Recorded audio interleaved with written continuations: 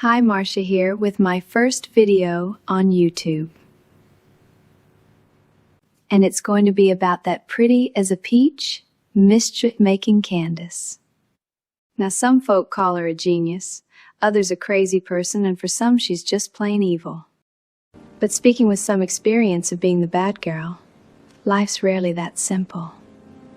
Now, putting aside the question of whether the Lady of France has an extra piece she ain't advertising, this story seems to begin after the heinous murder of Charlie Kirk. And here I pause to pass on my condolences to his wife and friends.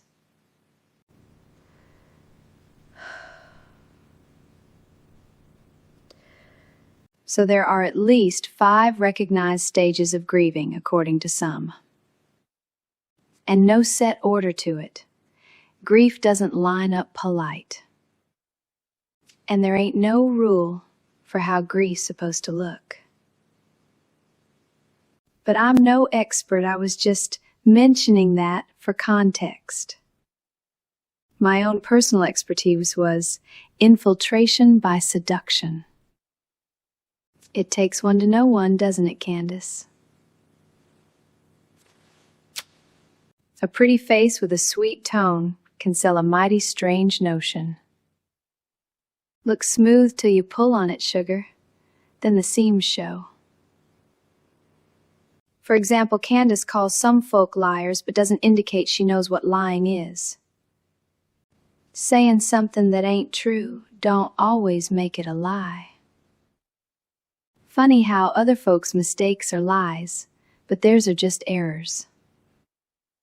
Candace's investigative style is like a Memphis juke joint bluesman who grabs a mic mid-set, hollers a wild story about who really killed the king of Beale Street based on a whisper he overheard in the parking lot, and a dream he had last night, keeps riffing louder and wilder every time somebody hollers, "Prove it."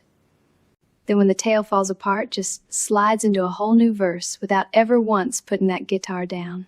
As for the ever-growing list of countries and organizations supposedly in on the plot, it's like a street blues jam where she starts with one suspicious flute player, then ropes in a guitarist from France, the Egyptian drummer, the babes from Israel, the sax man from the CIA, and half the crowd from the Mormon church and the military.